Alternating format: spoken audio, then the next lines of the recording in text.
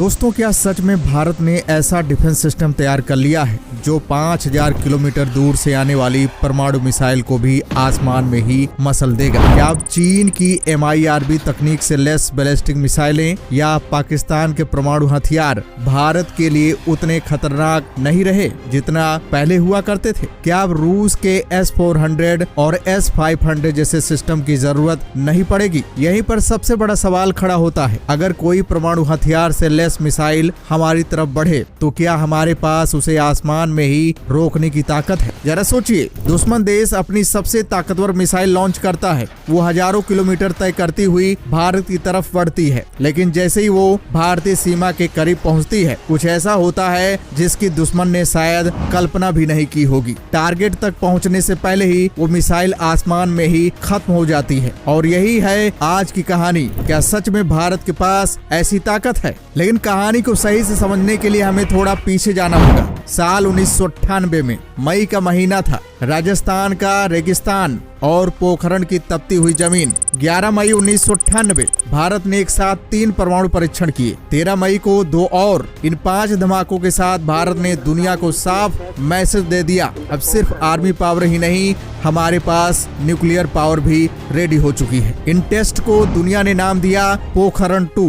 दुनिया हैरान थी। अमेरिका, यूरोप, चीन, सबकी निगाहें भारत पर थी। लेकिन कहानी यहीं खत्म नहीं हुई। सिर्फ 17 दिन बाद 28 मई 1998 को पाकिस्तान ने भी बलूचिस्तान के चगाई हिल्स में अपने न्यूक्लियर टेस्ट को अंजाम दिया। इस ऑपरेशन को कहा गया चगाई 1। अब साउथ एशिया में 2 परमाणु ताकतें आमने सामने खड़ी थी। संयुक्त राष्ट्र तक को चिंता हुई और बाद में यूनाइटेड नेशंस सिक्योरिटी काउंसिल रेजुलेशंस 1172 पास किया गया। दुनिया को डर था कि अगर कभी युद्ध हुआ तो उसका असर सिर्फ सीमाओं तक सीमित नहीं रहेगा। यहीं से भारत की सोच में एक बड़ा बदलाव शुरू हुआ। अब सवाल सिर्फ यही नहीं था कि अगर हमला हुआ तो जवाब कैसे देंगे। सवाल ये भी था, क्या हम उस हमले को जमीन तक पहुंचने से पहले रोक सकते हैं? क्योंकि अगर दुश्मन की मिसाइल शहर पर गिर गई तो जवाब देने का मौका भी शायद न बचे। यहीं से भारत ने सिर्फ परमाणु ताकत बनाने की बजाय खुद को मिसाइल हमलों से बचाने की दिशा में गंभीरता से सोचना शुरू किया। और यही सोच आगे चलकर ऐसी तकनीक में तब्दील हो गई जिसने भारत की सुरक्षा रणनीति को एक नई दिशा दी। लेकिन वो तकनीक क्या थी, कैसे काम करती है और क्या सच में वो परमाणु मिसाइल को हवा में रोक सकती है? यही जानना अब बाकी है। 1998 के बाद दक्षिण एशिया में सिर्फ परमाणु हथियार ही नहीं बढ़े, बल्कि उनकी डिलीवरी सिस्टम यानी मिसाइलें भी बढ़ी। अब सवाल ये नहीं था कि किसके पास बम है, सवाल ये था कौन कितनी दूरी तक, कितनी तेजी से और कितनी सटीकता से उसे पहुंचा सकता है। और यहीं से शुरू हुई असली दौड़ बैलिस्टिक मिसाइल की। सबसे पहले समझिए, बैलिस्टिक मिसाइल साधारण रॉकेट नहीं होती है। ये सीधी लाइन में नहीं उड़ती, ये पहले आसमान में बहुत ऊपर जाती है, कई बार अंतरिक्ष की सीमा तक, फिर एक तय रास्ते से वापस धरती की तरफ गिरती है। और जब ये नीचे आती है तो इसकी स्पीड इतनी ज्यादा होती है कि उसे रोकना लगभग असंभव माना जाता है। कुछ बैलिस्टिक मिसाइलें मैक 15 से मैक 20 की रफ्तार तक पहुंच जाती हैं, यानी आवाज की गति से 15-20 गुना ज्यादा। अब जरा सोचिए, अगर ऐसी मिसाइल परमाणु हथियार लेकर आ रही हो तो उसे रोकने के लिए आपके पास कितना समय होगा? कई बार सिर्फ कुछ मिनट। लेकिन खतरा यहीं खत्म नहीं होता। तकनीक और आगे बढ़ी और सामने आई MIRV तकनीक। MIRV यानी एक मिसाइल, लेकिन उसके अंदर कई वारहेड, मतलब एक ही लॉन्च, और ऊपर जाकर वो कई हिस्सों में बढ़ जाती है।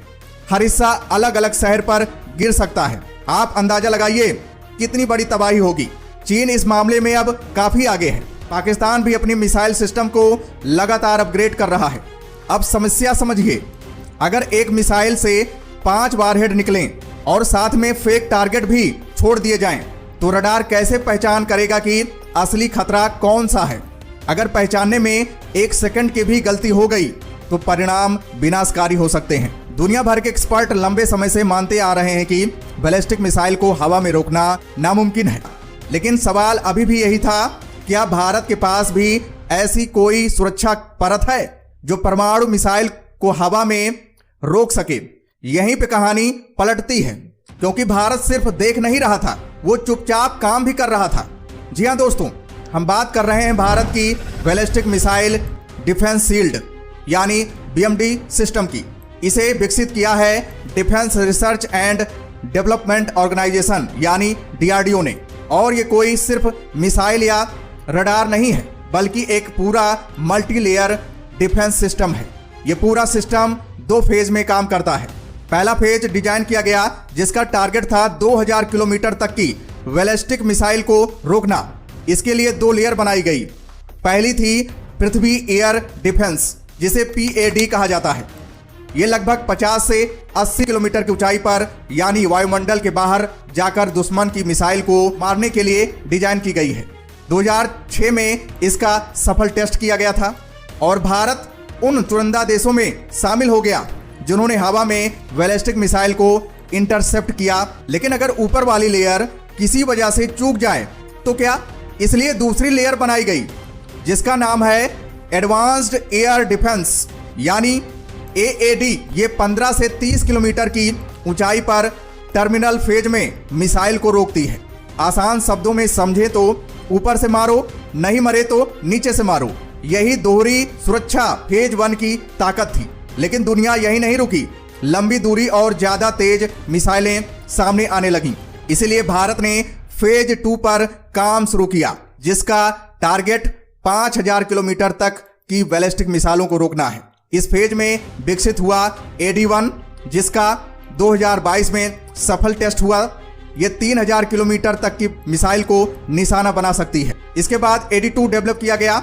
ये 5000 किलोमीटर तक की बैलिस्टिक मिसाइल रोक सकती है। लेटेस्ट टेस्ट रिपोर्ट के अनुसार अब इसको फाइनल डेवलपमेंट स्टेज में लाया जा रहा है।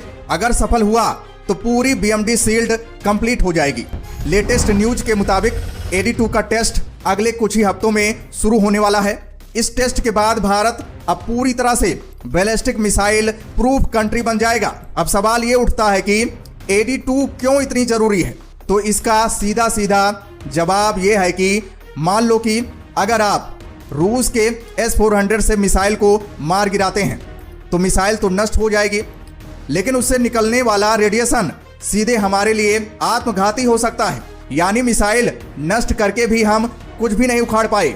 और अगर AD2 के माध्यम से अगर हम मिसाइल को मार गिराने की कोशिश करेंगे तो 5000 किलोमीटर दूर यानी चीन के घर में ही घुसकर उस मिसाइल को मार गिरा सकते हैं।